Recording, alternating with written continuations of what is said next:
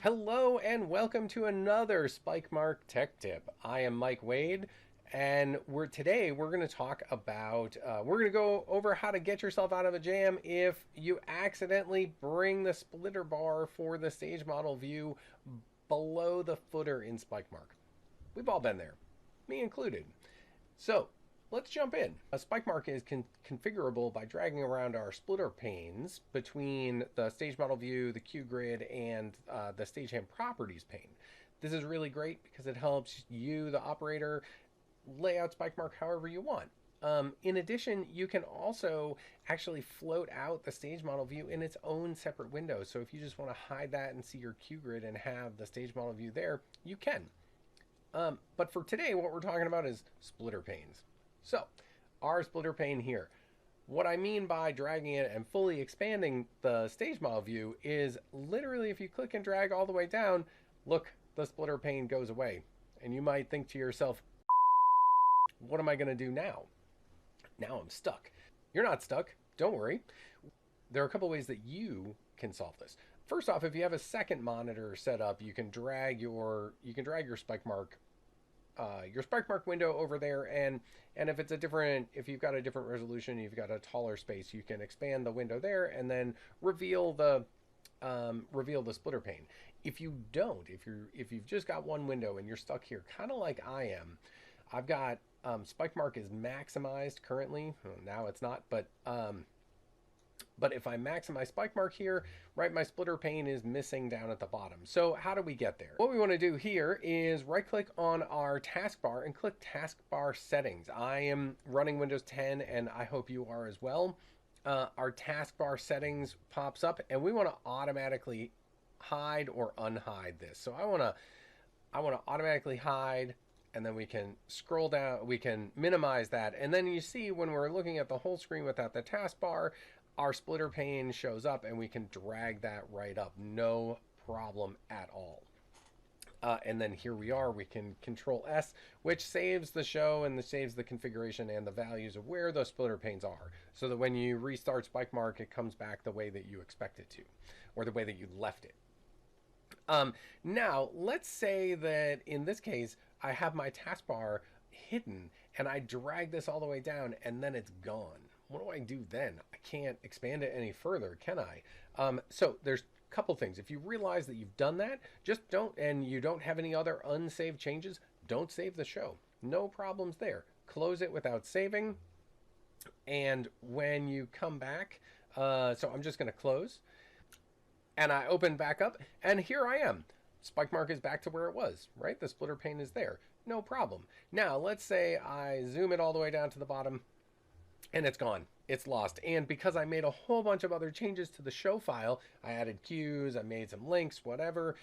Here I am now kind of stuck, and I want to make sure that... and I have saved the show, right? I don't want to lose all those changes that I made.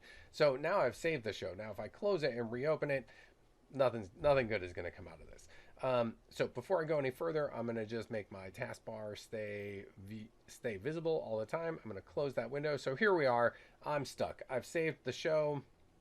I'm going to close it.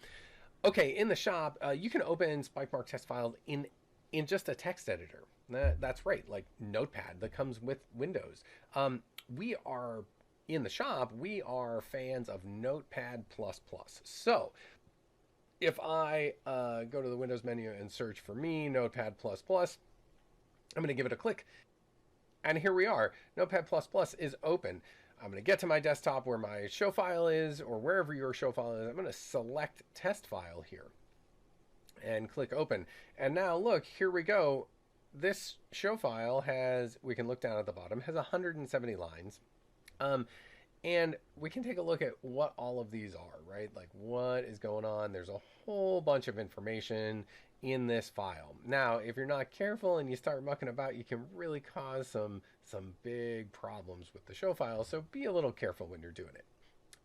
What we're looking for is the model row height line, which if I think is like right around here, 139.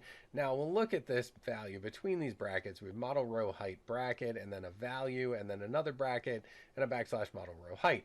So without getting too lost in it, this is the value that we need to change. 0.87413. It's going to be something along those lines. We're going to change it to something different. We're going to change it to just 150. And we're going to use that. Now we're going to Control S, save this, and close Notepad++ or Notepad, whatever your text editor is.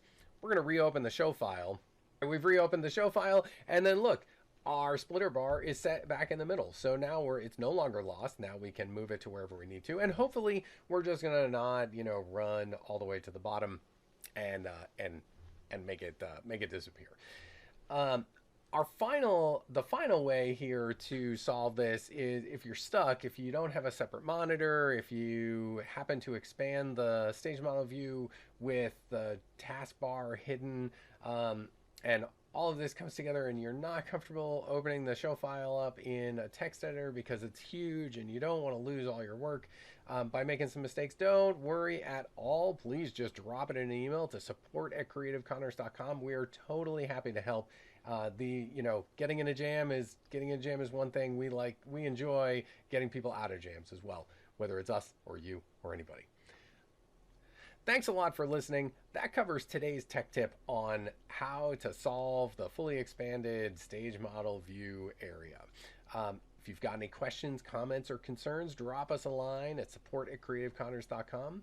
And you know what? Most of our tech tips come from our tech support questions. So as people ask us questions, we make tech tips to try and help everybody.